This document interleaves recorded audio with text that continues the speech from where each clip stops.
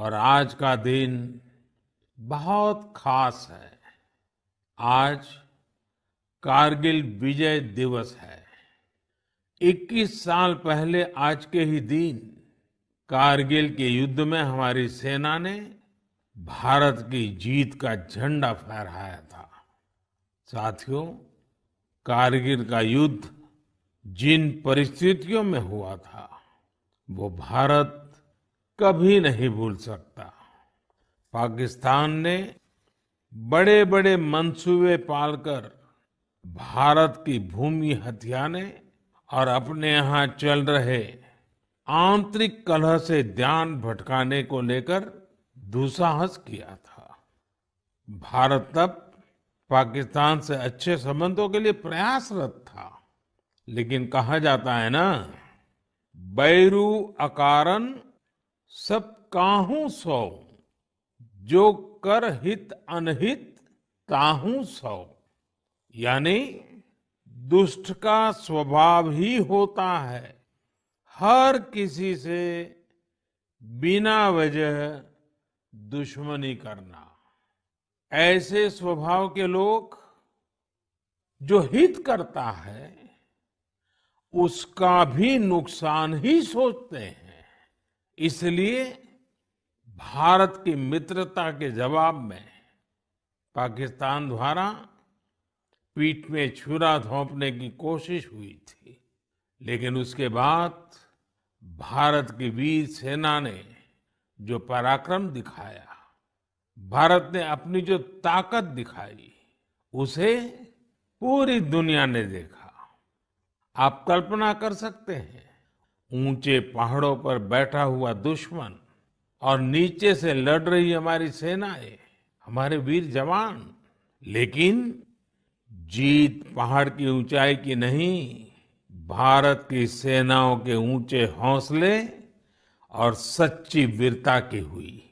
साथियों, उस समय मुझे भी करगिल जाने और हमारे जवानों की वीरता के दर्शन का सौभाग्य मिला। वो दिन मेरे जीवन के सबसे अनमोल क्षणों में से एक है। मैं देख रहा हूं कि आज देश भर में लोग कारगिल विजय को याद कर रहे हैं। सोशल मीडिया पर एक हैशटैग करेज इन कारगिल के साथ लोग अपने वीरों को नमन कर रहे हैं। जो शहीद हुए हैं उन्हें श्रद्धांजलि दे रहे हैं। मैं आज सभी देशवासियों की तरफ से हमारे इन वीर जवानों के साथ साथ उन वीर माताओं को भी नमन करता हूं जिन्होंने मां भारती के सच्चे सपूतों को जन्म दिया। मेरा देश के नौजवानों से आग्रह है कि आज दिन भर कारगिल विजय से जुड़े हमारे जाबाजों की कहानियां, वीर माताओं के त्याग के बारे में एक दूसरे को बताएं, शेयर करें। मैं साथियों आपसे एक आग्रह करता हूं। आज एक वेबसाइट है www.gallantryawards.gov.in। आप उसको जरूर विजिट करें। वहां आपको हमारे वीर पराक्रमी योद्धाओं के बारे में, उनके पराक्रम के बारे में बहुत सारी जानकारियां प्राप्त होगी। और वो जानकारियां जब आप अपने साथियों के साथ चर्चा करेंगे, उनके लिए भी प्रेरणा का कारण बनेगी। आप जरूर इस वेबसाइट को विजिट कीजिए और मैं तो कहूंगा बार बार कीजिए। साथियों, कारगिल युद्ध के समय अटल जी ने लाल किले से जो कहा था, वो आज भी हम सभी के लिए बहुत प्रासंगिक है। अटल जी ने तब देश को गांधी जी के एक मंत्र की याद दिलाई थी। महात्मा गांधी का मंत्र था कि यदि किसी को कभी कोई दुविधा हो कि उसे क्या करना क्या न करना, तो उसे भारत के सबसे गरीब और असहाय व्यक्ति के बारे में सोचना चाहिए। उसे ये सोचना चाहिए कि जो वो करने जा रहा है उससे उस व्यक्ति की भलाई होगी या नहीं होगी। गांधी जी के इस विचार से आगे बढ़कर अटल जी ने कहा था कि करगिल युद्ध ने हमें एक दूसरा मंत्र दिया है। ये मंत्र था, कोई महत्वपूर्ण निर्णय लेने से पहले हम ये सोचें कि क्या हमारा ये कदम उस सैनिक के सम्मान के अनुरूप है जिसने उन दुर्गम पहाड़ियों में अपने प्राणों की आहुति दी थी। आइए अटल जी की आवाज में ही उनकी इस भावना को हम सुने, समझे और समय की मांग है कि उसे स्वीकार करें। हम सभी को याद है कि गांधी जी ने हमें एक मंत्र दिया था। उन्होंने कहा था कि यदि कोई दुविधा हो कि तुम्हें क्या करना है तो तुम भारत के उस सबसे असहाय व्यक्ति के बारे में सोचो और स्वयं से पूछो कि क्या तुम जो करने जा रहे हो उससे उस व्यक्ति की भलाई होगी। कारगिल ने हमें दूसरा मंत्र दिया है, कोई महत्वपूर्ण निर्णय लेने से पहले हम ये सोचें कि क्या हमारा ये कदम उस सैनिक के सम्मान के अनुरूप है जिसने उन दुर्गम पहाड़ियों में अपने प्राणों की आहुति दी थी। साथियों, युद्ध की परिस्थिति में हम जो बात कहते हैं, करते हैं, उसका सीमा पर डटे सैनिक के मनोबल पर, उसके परिवार के मनोबल पर बहुत गहरा असर पड़ता है। ये बात हमें कभी भूलनी नहीं चाहिए और इसलिए हमारा आचार, हमारा व्यवहार, हमारी वाणी, हमारे बयान, हमारी मर्यादा, हमारे लक्ष्य, सभी कसौटी में ये जरूर रहना चाहिए कि हम जो कर रहे हैं, कह रहे हैं, उससे सैनिकों का मनोबल बढ़े, उनका सम्मान बढ़े, राष्ट्र सर्वोपरि का मंत्र लिए एकता के सूत्र में बंधे देशवासी हमारे सैनिकों की ताकत को कई हजार गुना बढ़ा देते हैं। हमारे यहाँ तो कहा गया है ना, संगे शक्ति कलो युगे। कभी कभी हम इस बात को समझे बिना सोशल मीडिया पर ऐसी चीजों को बढ़ावा दे देते हैं जो हमारे देश का बहुत नुकसान करती है। कभी कभी जिज्ञासावत फॉरवर्ड करते रहते हैं, पता है गलत है, लेकिन करते रहते हैं। आजकल युद्ध केवल सीमाओं पर ही नहीं लड़े जाते हैं, देश में भी कई मोर्चों पर एक साथ लड़ा जाता है और हर एक देशवासी को उसमें अपनी भूमिका तय करनी होती है। हमें भी अपनी भूमिका देश की सीमा पर दुर्गम परिस्थितियों में लड़ रहे सैनिकों को याद करते हुए तय करनी होगी। मेरे प्यारे देशवासियों, पिछले कुछ महीनों से पूरे देश ने एकजुट होकर जिस तरह कोरोना से मुकाबला किया है, उसने अनेक आशंकाओं को गलत साबित कर दिया है। आज हमारे देश में रिकवरी रेट अन्य देशों के मुकाबले बेहतर है। साथ ही हमारे देश में कोरोना से मृत्यु दर भी दुनिया के ज्यादातर देशों से काफी कम है। निश्चित रूप से एक भी व्यक्ति को खोना दुखद है, लेकिन भारत अपने लाखों देशवासियों का जीवन बचाने में सफल भी रहा है। लेकिन साथियों, कोरोना का खतरा टला नहीं है। कई स्थानों पर यह तेजी से फैल रहा है। हमें बहुत ही ज्यादा सतर्क रहने की जरूरत है। हमें ये ध्यान रखना है कि कोरोना अब भी उतना ही घातक है जितना शुरू में था। इसलिए हमें पूरी सावधानी बरतनी है। चेहरे पर मास्क लगाना या गमछे का उपयोग करना, 2 गज की दूरी, लगातार हाथ धोना, कहीं पर भी थूकना नहीं, साफ सफाई का पूरा ध्यान रखना, यही हमारे हथियार हैं जो हमें कोरोना से बचा सकते हैं। कभी कभी हमें मास्क से तकलीफ होती है और मन करता है कि चेहरे पर से मास्क हटा दें। बातचीत करना शुरू करते हैं, जब मास्क की जरूरत होती है ज्यादा, उसी समय मास्क हटा देते हैं। ऐसे समय मैं आपसे आग्रह करूंगा, जब भी आपको मास्क के कारण परेशानी फील होती हो, मन करता हो उतार देना है, तो पल भर के लिए उन डॉक्टर्स का स्मरण कीजिए, उन नर्सों का स्मरण कीजिए, हमारे उन कोरोना वॉरियर्स का स्मरण कीजिए। आप देखिए, वो मास्क पहन करके घंटों तक लगातार हम सबके जीवन को बचाने के लिए जुटे रहते हैं। 8-8, 10-10 घंटे तक मास्क पहने रखते हैं। क्या उनको तकलीफ नहीं होती होगी?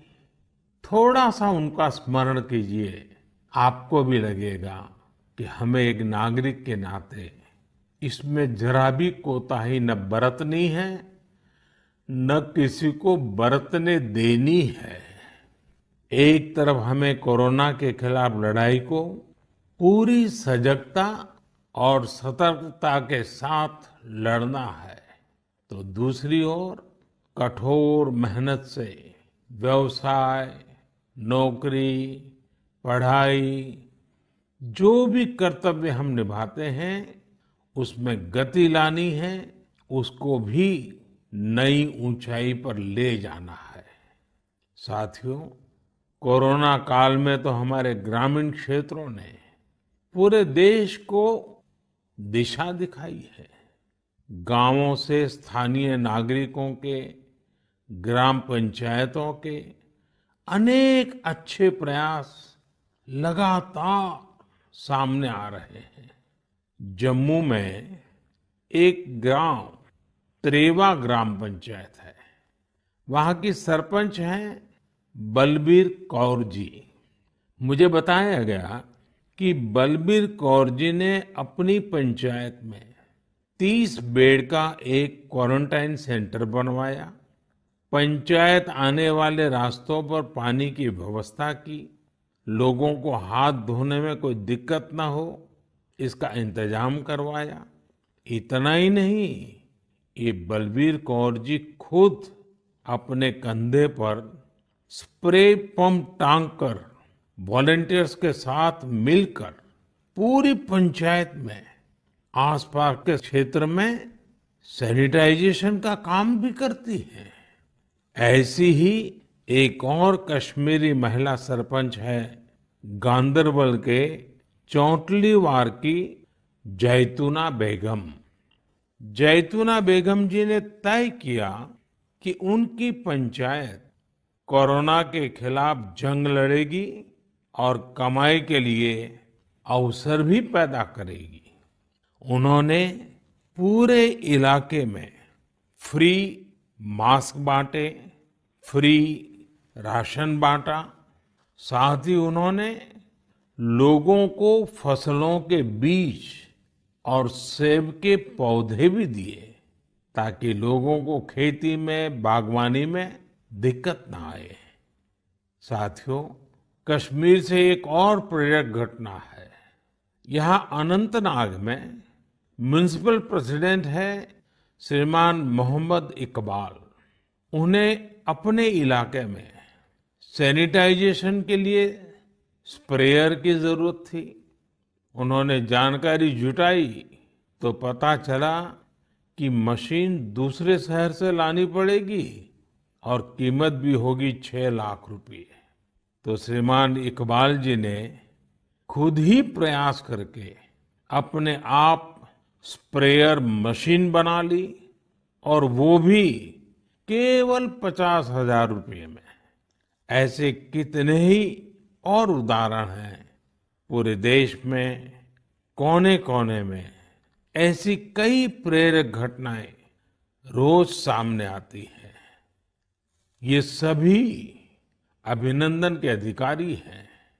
चुनौती आई, लेकिन लोगों ने उतनी ही ताकत से उसका सामना भी किया। मेरे प्यारे देशवासियों, सही अप्रोच से, सकारात्मक अप्रोच से हमेशा आपदा को अवसर में, विपत्ति को विकास में बदलने में बहुत मदद मिलती है। अभी हम कोरोना के समय भी देख रहे हैं कि कैसे हमारे देश के युवाओं, महिलाओं ने अपने टैलेंट और स्किल के दम पर कुछ नए प्रयोग शुरू किए हैं। बिहार में कई वुमेन सेल्फ हेल्प ग्रुप्स ने मधुबनी पेंटिंग वाले मास्क बनाना शुरू किया है और देखते ही देखते ये खूब पॉपुलर हो गए। ये मधुबनी मास्क एक तरह से अपनी परंपरा का प्रचार तो करते ही हैं, लोगों को स्वास्थ्य के साथ रोजगारी भी दे रहे हैं। आप जानते ही हैं, नॉर्थ ईस्ट में बैम्बू यानी बांस कितनी बड़ी मात्रा में होता है। अब इसी बांस से त्रिपुरा, मणिपुर, असम के कारीगरों ने हाई क्वालिटी की पानी की बोतल और टिफिन बॉक्स बनाना शुरू किया है बाम्बू से। आप अगर इनकी क्वालिटी देखेंगे तो भरोसा नहीं होगा कि बांस की बोतलें भी इतनी शानदार हो सकती हैं और फिर ये बोतलें इको फ्रेंडली भी हैं। इन्हें जब बनाते हैं तो बांस को पहले नीम और दूसरे औषधीय पौधों के साथ उबाला जाता है। इससे इनमें औषधीय गुण भी आते हैं। छोटे छोटे स्थानीय प्रोडक्ट से कैसे बड़ी सफलता मिलती है, इसका एक उदाहरण झारखंड से भी मिलता है। झारखंड के बिशुनपुर में इन दिनों 30 से ज्यादा समूह मिलकर के लेमन ग्रास की खेती कर रहे हैं। लेमन ग्रास 4 महीनों में तैयार हो जाती है और उसका तेल बाजार में अच्छे दामों में बिकता है। इसकी आजकल काफी मांग भी है। मैं देश के 2 इलाकों के बारे में भी बात करना चाहता हूं। दोनों ही एक दूसरे से सैकड़ों किलोमीटर दूर है और अपने अपने तरीके से भारत को आत्मनिर्भर बनाने के लिए कुछ हटकर के काम कर रहे हैं। एक है लद्दाख और दूसरा है कच्छ। लेह और लद्दाख का नाम सामने आते ही खूबसूरत वादियां और ऊंचे ऊंचे पहाड़ों के दृश्य हमारे सामने आ जाते हैं। ताजी हवा के झोंके महसूस होने लगते हैं।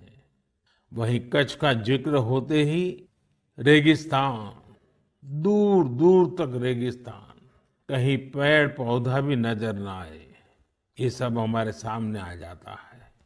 लद्दाख में एक विशिष्ट फल होता है जिसका नाम चूली या एप्रिकॉट यानी खुबानी है। ये फसल इस क्षेत्र की इकोनॉमी को बदलने की क्षमता रखती है। परंतु अफसोस की बात यह है कि सप्लाई चेन, मौसम की मार जैसी अनेक चुनौतियों से ये जूझता रहता है। इसकी कम से कम बर्बादी हो, इसके लिए आजकल एक नए इनोवेशन का इस्तेमाल शुरू हुआ है। एक ड्यूअल सिस्टम है जिसका नाम है solar apricot dryer and space heater. ये खुबानी और दूसरे अन्य फलों एवं सब्जियों को जरूरत के अनुसार सूखा सकता है, और वो भी हाइजेनिक तरीके से।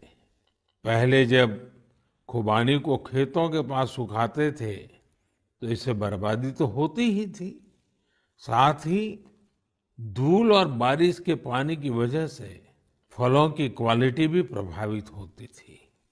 दूसरी ओर आजकल कच्छ में किसान ड्रैगन फ्रूट्स की खेती के लिए सराहनीय प्रयास कर रहे हैं।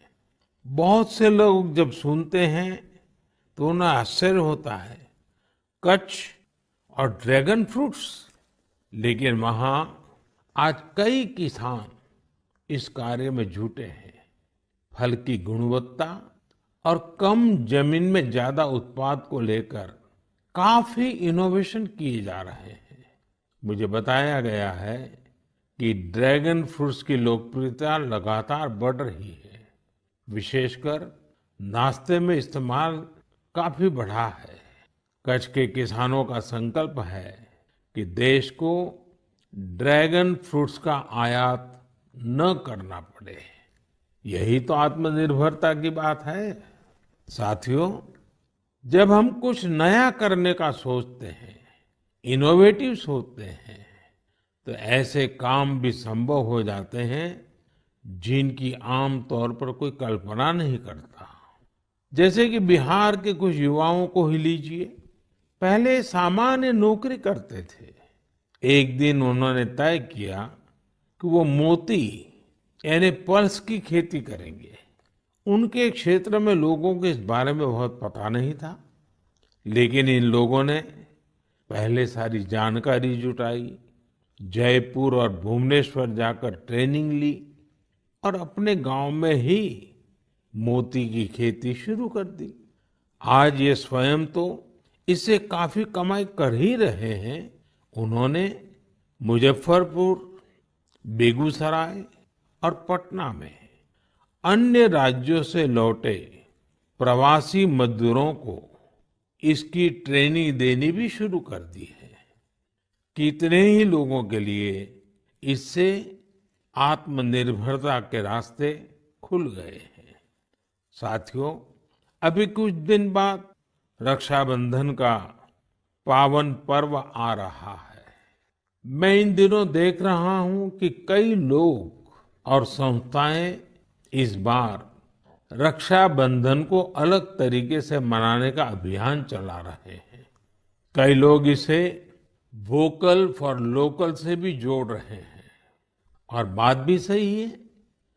हमारे पर्व हमारे समाज के, हमारे घर के पास ही किसी व्यक्ति का व्यापार बढ़े, उसका भी पर्व खुशहाल हो, तब पर्व का आनंद कुछ और ही हो जाता है। सभी देशवासियों को रक्षाबंधन की बहुत बहुत शुभकामनाएं।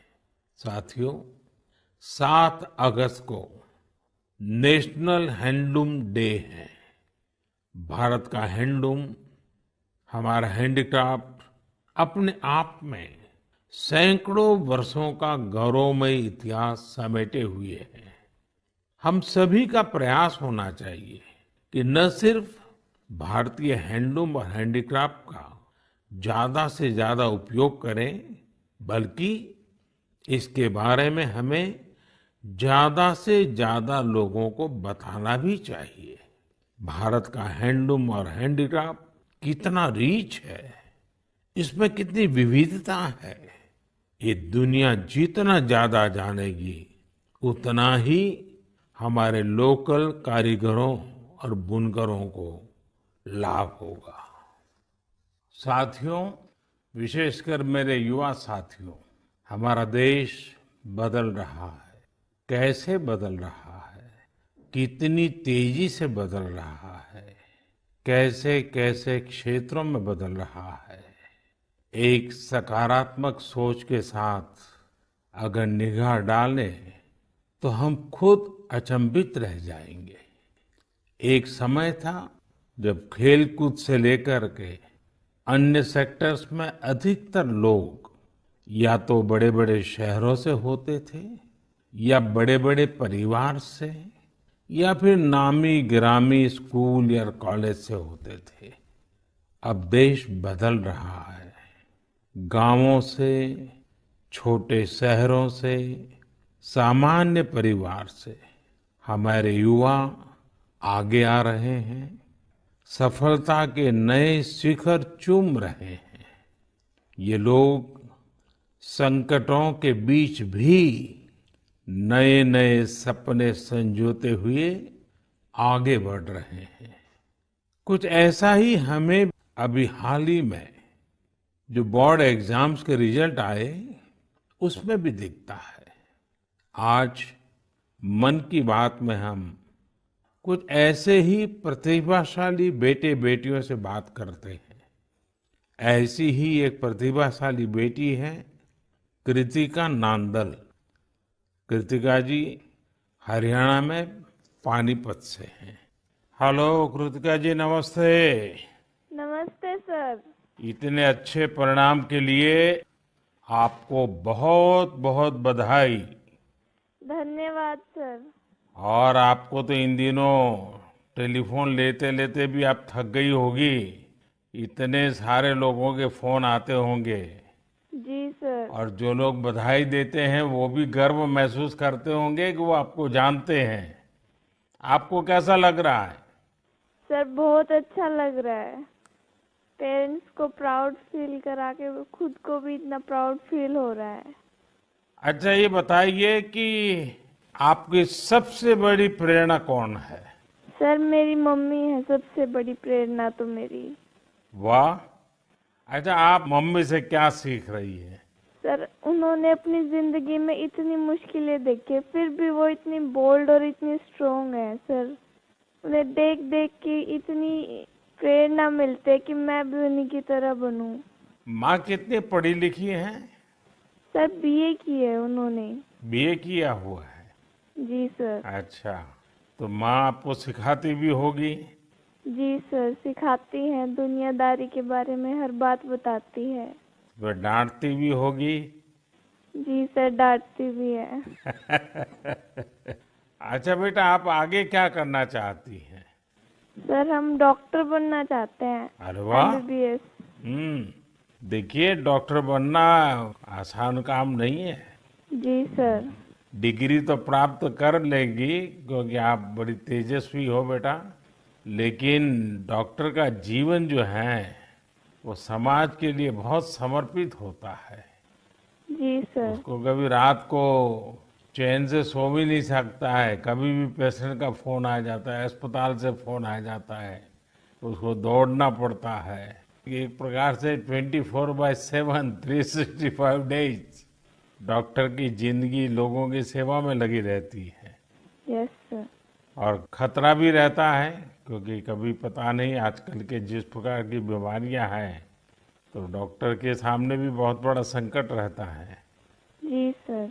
अच्छा कृतिका, हरियाणा तो खेलकूद में पूरे हिंदुस्तान के लिए हमेशा ही प्रेरणा देने वाला, प्रोत्साहन देने वाला राज्य रहा है।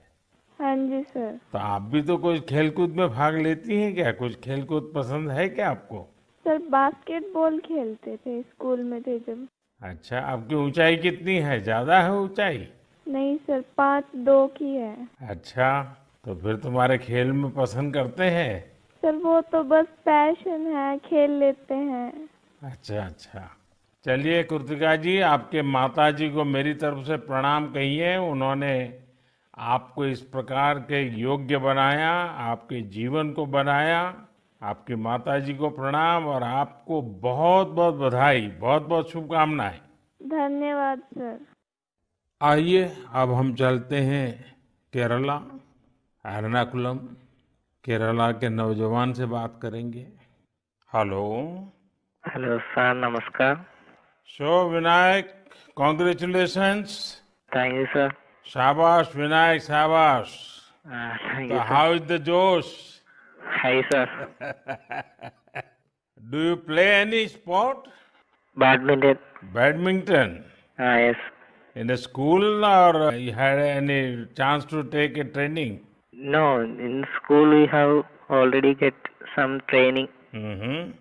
from our teachers. Ah, So thus, and we get an opportunity to participate outside wow. from the school itself. How many states you have visited? I have visited only Kerala and Tamil Nadu. Only Kerala and Tamil Nadu. Yes. So would you like to visit Delhi? Yes, sir. Now I am applying Delhi University for my higher studies. Wow, so you are coming to Delhi. Yes, sir. Hmm. Tell me, do you have any message for fellow students who will give board exams in future? Hard work and proper time utilization. So it's a perfect time management. Yes, sir. So Vinayak, I would like to know your hobbies. First of all, badminton, Mm-hmm. and then reading. Mm-hmm. So are you active on social media? No, we are not allowed to use any electronic items or gadgets in the school. So you are lucky. Yes, sir. Well, Vinayak, congratulations again and wish you all the best. Thank you, sir. आइए हम उत्तर प्रदेश चलते हैं। उत्तर प्रदेश में अमरोहा के श्रीमान उस्मान सैफी से बात करेंगे। हेलो उस्मान, बहुत बहुत बधाई, आपको ढेरों ढेरों बधाई। Thank you sir. अच्छा, अब उस्मान बताइए कि आपने जो चाहा था वही रिजल्ट मिला कि कुछ कम आया? नहीं, जो चाहा था वही मिला है। मेरे पेरेंट्स भी बहुत खुश हैं। वाह। अच्छा, परिवार में और भाई भी बहुत इतने ही तेजस्वी हैं कि घर में आप ही हैं जो इतने तेजस्वी हैं? सिर्फ मैं ही हूँ। मेरा भाई वो थोड़ा सा शरारती है, बाकी मुझे लेकर बहुत खुश रहता है। अच्छा अच्छा। अच्छा, आप जब पढ़ रहे थे तो उस्मान आपका पसंदीदा विषय क्या था? मैथमेटिक्स। अरे वाह। तो मैथमेटिक्स में क्या रुचि रहती थी, कैसे हुआ, किस टीचर ने आपको प्रेरित किया? जी, हमारे एक सब्जेक्ट टीचर रजत सर, हम्म। उन्होंने मुझे प्रेरणा दी और वो बहुत अच्छा पढ़ाते हैं और मैथमेटिक्स शुरू से ही मेरा अच्छा रहा है और वो काफी इंटरेस्टिंग सब्जेक्ट भी है। तो जितना ज्यादा करते हैं उतना ज्यादा इंटरेस्ट आता है, तो इसलिए मेरा फेवरेट सब्जेक्ट। आपको मालूम है एक ऑनलाइन वैदिक मैथमेटिक्स के क्लासेस चलते हैं? Yes sir. हाँ, कभी ट्राई किया है इसका? नहीं सर, अभी नहीं किया। आप देखिए, बहुत सारे आपके दोस्तों को लगेगा जैसे आप जादूगर है, क्योंकि कंप्यूटर की स्पीड से आप गिनती कर सकते हैं। वैदिक मैथमेटिक्स की बहुत सरल टेक्निक्स हैं और आजकल वो ऑनलाइन पर भी अवेलेबल होते हैं। जी सर। क्योंकि आपकी मैथमेटिक्स में इंटरेस्ट है तो बहुत सी नई नई चीजें भी आप दे सकते हैं। जी सर। अच्छा उस्मान, आप खाली समय में क्या करते हैं? खाली समय में सर कुछ न कुछ लिखता रहता हूँ मैं। मुझे लिखने में बहुत इंटरेस्ट आता है। अरे वाह, मतलब आप मैथमेटिक्स में रुचि लेते हैं, लिटरेचर में भी रुचि लेते हैं? Yes sir. क्या लिखते हैं? कविताएं लिखते हैं, शायरियां लिखते हैं? कुछ भी करंट अफेयर से रिलेटेड कोई भी टॉपिक हो उस पे लिखता रहता हूँ। नई नई जानकारियाँ मिलती रहती हैं, जैसे जीएसटी चला था और हमारा नोटबंदी, सब चीज। अरे वाह। कॉलेज की पढ़ाई करने के लिए आगे का क्या प्लान बना रहे हैं? सर, मेरा जी मेंस का फर्स्ट अटेम्प्ट क्लियर हो चुका है और अब मैं सितंबर के लिए सेकंड अटेम्प्ट में अब बैठूंगा। मेरा मेन एम है कि मैं पहले आईआईटी से बैचलर डिग्री लूं और उसके बाद सिविल सर्विसेज में जाऊं और एक आईएएस बनूं। अरे वाह। अच्छा, आप टेक्नोलॉजी में भी रुचि लेते हैं? यस सर, इसलिए मैंने आईटी ऑप्ट किया है। फर्स्ट टाइम बेस्ट था आईटी का। अच्छा, चलिए उस्मान, मेरी तरफ से बहुत शुभकामनाएं हैं। और आपका भाई शरारती है तो आपका समय भी अच्छा जाता होगा।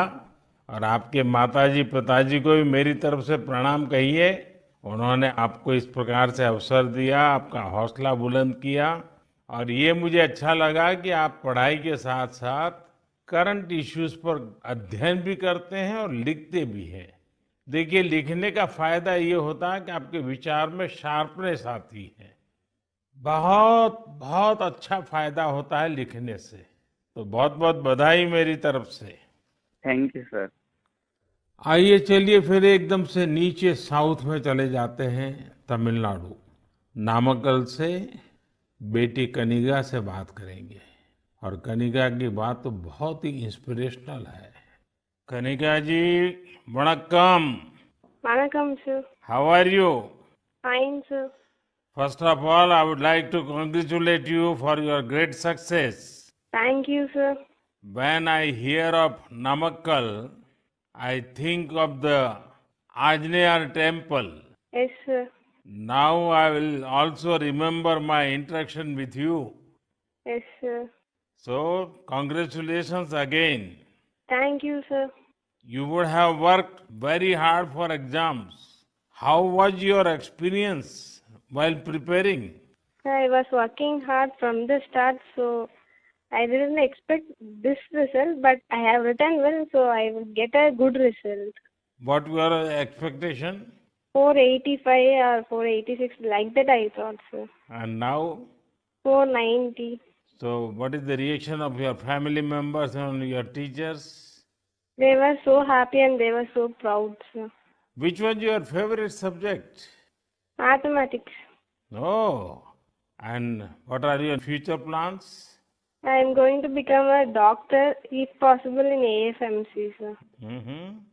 And your family members are also in the medical profession or somewhere else?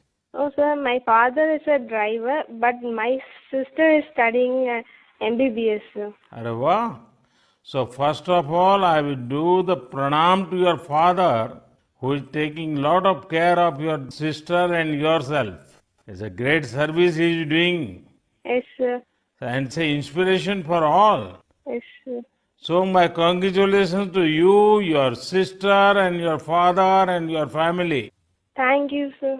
साथियों, ऐसे और भी कितने युवा दोस्त हैं, कठिन परिस्थितियों में भी जिनके हौसले की, जिनकी सफलता की कहानियां हमें प्रेरित करती हैं। मेरा मन था कि ज्यादा से ज्यादा युवा साथियों से बात करने का मौका मिले, लेकिन समय की भी कुछ मर्यादाएं रहती हैं।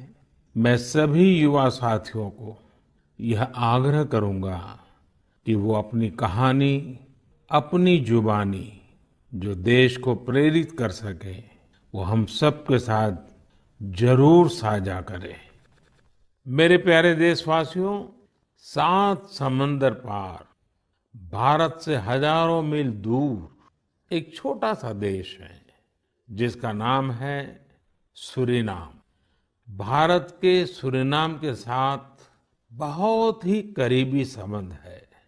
100 साल से भी ज्यादा समय पहले भारत से लोग वहां गए और उसे ही अपना घर बना लिया। आज चौथी, 5वीं पीढ़ी वहां पर है।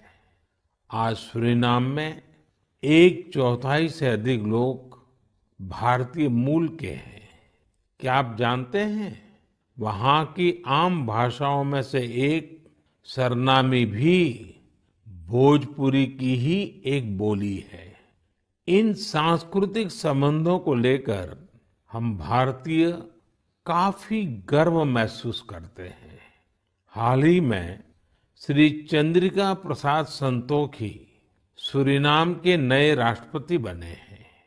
वे भारत के मित्र हैं और उन्होंने साल 2018 में आयोजित person of Indian origin PIO parliamentary conference में भी हिस्सा लिया था। श्री चंद्रिका प्रसाद संतोखी जी ने शपथ की शुरुआत वेद मंत्रों के साथ की।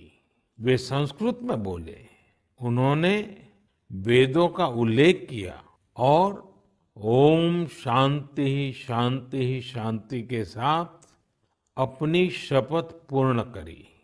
अपने हाथ में वेद लेकर वे बोले, मैं चंद्रिका प्रसाद संतोखी।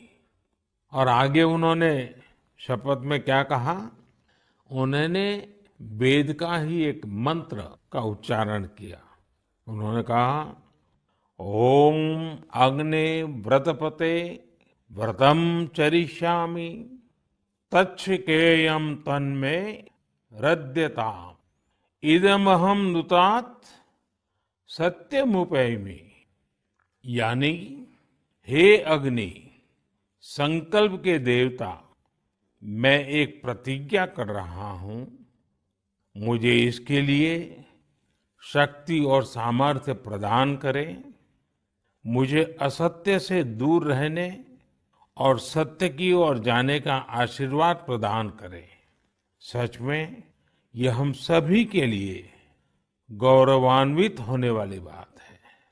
मैं श्री चंद्रिका प्रसाद संतोखी को बधाई देता हूं और अपने राष्ट्र की सेवा करने के लिए 130 करोड़ भारतीयों की ओर से उन्हें शुभकामनाएं देता हूं।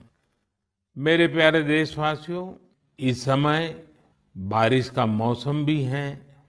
पिछली बार भी मैंने आपसे कहा था कि बरसात में गंदगी और उनसे होने वाली बीमारियों का खतरा बढ़ जाता है। अस्पतालों में भीड़ भी बढ़ जाती है। इसलिए आप साफ सफाई पर बहुत ज्यादा ध्यान दें। इम्यूनिटी बढ़ाने वाली चीजें, आयुर्वेदिक काढ़ा वगैरह लेते रहें। कोरोना संक्रमण के समय में हम अन्य बीमारियों से दूर रहें। हमें अस्पताल के चक्कर न लगाने पड़े, इसका पूरा ख्याल रखना होगा। साथियों, बारिश के मौसम में देश का एक बड़ा हिस्सा बाढ़ से भी जूझ रहा है। बिहार, असम जैसे राज्यों के कई क्षेत्रों में तो बाढ़ ने काफी मुश्किलें पैदा की हुई है। यानी एक तरफ कोरोना है तो दूसरी तरफ ये एक और चुनौती है। ऐसे में सभी सरकारें, एनडीआरएफ की टीमें, राज्य की आपदा नियंत्रण टीमें, स्वयंसेवी संस्थाएं सब एक साथ मिलकर जुटे हुए हैं। हर तरह से राहत और बचाव के काम कर रहे हैं।